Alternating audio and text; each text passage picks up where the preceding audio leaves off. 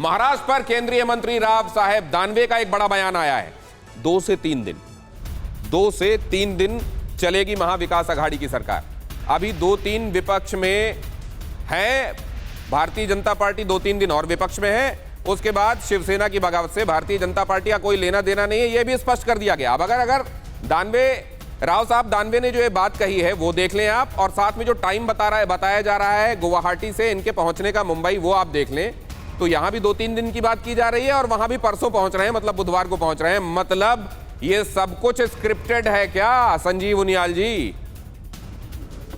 ये सब कुछ स्क्रिप्टेड है क्या? भारतीय जनता पार्टी ये भी कहती है हमारा कोई लेना देना नहीं है, और साथ में ऐसा लग रहा है कि हर चीज तय है। जरा बताइए। देखो, मुझे ऐसा लगता है जब कोई वैचारिक लड़ाई होती है और संगठनात्मक पार्टी से आप भिड़ते हैं जाके, तो लगता है ऐसा है कि वो इतना कूल होती है, वो इतना उसके अंदर इतनी फोरसाइटेडनेस होती है, इतनी डेप्थ होती है कि वो पहचान पाती है कि इस टाइम जो है वो समुद्र मंथन है, तो अपन को चुप रहना है। और जब समुद्र में शांत होगा उस टाइम चीजों को सेटल करेंगे। और मुझे लगता है कि कॉन्स्टिट्यूशनल चीजों को लगातार नॉक करते हुए सुप्रीम कोर्ट को किया, कॉन्स्टिट्यूशनल किया, और गवर्नर साहब ने लेटर दिया कि सेंट्रल फोर्सेस की जरूरत है।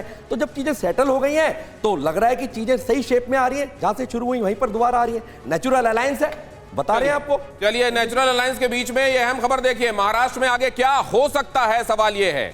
ऑपरेशन लोटस के तहत भारतीय जनता पार्टी किस किस तरह की रणनीतियां अपनाती रही है, उस पर ही कहीं कुछ छिपा हुआ है, जिससे आपको ये समझना पड़ेगा कि क्या हो सकता है। शिवसेना, बाला साहेब, राइज ऑफ न्यू एम्पायर। अब ये न्यू एम्पायर क्या हो सकता है ऑपरेशन लोटस के तहत? ऑपरेशन लोटस के तहत भारतीय जनता पार्टी खास तौर से 2 तरह की रणनीतियां अपनाती रही है। पहली रणनीति तो यह है कि विपक्ष के नाराज गुट को अपने पाले में कर लो, सरकार बना लो, ये ध्यान रहे कि एंटी डिफेक्शन न लगने पाए।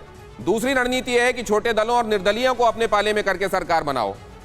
ये इन दोनों को सामूहिक रूप से करके भी हो सकता है कि उधर एंटी डिफेक्शन ना लगे और यहां पर इतना बना लो कि वो वेफर थिन मेजॉरिटी से काम ना चले, एक थंपिंग मेजॉरिटी बन जाए। एमपी का फॉर्मूला भी हो सकता है कि बागियों को इस्तीफा दिलवाओ, प्रभावी बहुमत को नीचे लाओ और सरकार बना लो। यहां क्या होता हुआ दिखाई दे रहा है, अब जरा रामकृपाल जी से ये समझते हैं। देखिए, जैसा कि अभी आपने कहा, सारी चीज़ें जो हो रही हैं, राज्यपाल जी मुझे लगता है कल तक वो उनकी तरफ से आ जाएगा कि फ्लोर पे सारा मामला टेस्ट हो। और जैसा कि बीजेपी ने भी कहा है कि सारे विधायक बिल्कुल रेडी रहें, तैयार रहें, बॉम्बे में ही रहें। नहीं सर, आपका तजुर्बा क्या कहता है? एक नई पार्टी फ्लोट होगी या बच्चू कडू टाइप की जो प्रहार पार्टी है उसमें जाकर ये शामिल हो जाएंगे? उधर एमएनएस के साथ बात हो रही थी, ऐसा कुछ होगा? दिनेश जी, पहली बात तो यह है कि माइनॉरिटी गवर्नमेंट अब अघाड़ी गवर्नमेंट गई। रही बात इसकी कि कौन असली शिवसेना है कौन नहीं, ये बड़ा टेक्निकल मामला है। सरकार अब कैसे, भारतीय जनता पार्टी के साथ कौन आएगा, कैसे बनेगी सरकार, क्या होगा? यही मैं कह रहा हूं कि भारतीय जनता पार्टी जो 2.5 साल पहले होना चाहिए था, सरकार भारतीय जनता पार्टी की रहेगी, मुझे ऐसा लगता है।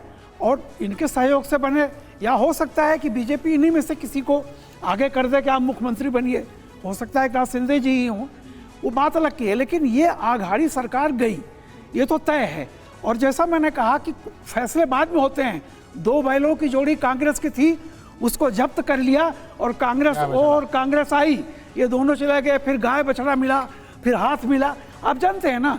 तो आज कोई नहीं कहता कि असली कांग्रेस कौन है। ये फैसला बहुत लंबा चलेगा। और मैं फिर कह रहा हूँ कि जिसके साथ बहुमत होगा, जनमत होगा, वो आगे बढ़ेगा। दूसरी पार्टी जैसे जनता पार्टी खत्म हो गई, जैसे कांग्रेस वो संगठन खत्म हो गया, कोई तो एक खत्म होगा। तो मेरा ये कहना है कि अल्टीमेटली लोकतंत्र नहीं। लेकिन अभिषेक जी से मैं ये समझना चाहता हूँ, अभिषेक जी, ये सारे ऑप्शंस खुले हुए हैं क्या अपनी एक पार्टी फ्लोट कर लेने के संदर्भ में, किसी छोटे ग्रुप से मर्जर के संदर्भ में? क्या ये या फिर यही एक तरीका सुरक्षित है कि उनको बोला जाए कि आप शामिल मत होइए, अपने आप को अलग कीजिए, फिर इस्तीफा दीजिए और फिर चुनाव हो वहां? क्या ये मंजूर होगा? क्या शिंदे खेमे को क्या होगा? टेक्निकली सारी चीज़ें पॉसिबल हैं, पर प्रैक्टिकली क्या होती हुई दिख रही हैं वो ये है कि जब तक ये फैसला नहीं हो जाता है कि कौन शिवसेना है, कौन पॉलिटिकल पार्टी है, कौन पॉलिटिकल पार्टी कौन रिप्रेजेंट कर रहा है, तब तक दोनों के दोनों को आप दे सकते हैं। आप दोनों के दोनों की मान्यता रहेगी ही। जब तक ये फैसला नहीं होगा तब तक सरकार इन लिम्बो तो रह नहीं सकती है। सिंपल मेजॉरिटी पे गवर्नमेंट रहेगी। मेरे विचार से ये जो फैक्शन है Shivsena Shinde faction, they will be supporting BJP. I don't think so. Eknath Shinde will be the chief minister. क्या इन अ वे आज उद्धव खेमे को भी थोड़ा टाइम मिल गया? सेटबैक तो हुआ लेकिन टाइम भी मिल गया? Not necessarily. Not necessarily. बहुत धन्यवाद आप सभी मेहमानों को मेरे साथ चर्चा में जुड़ने के लिए। बहुत महत्वपूर्ण इनसाइट्स आप लोगों ने दिए।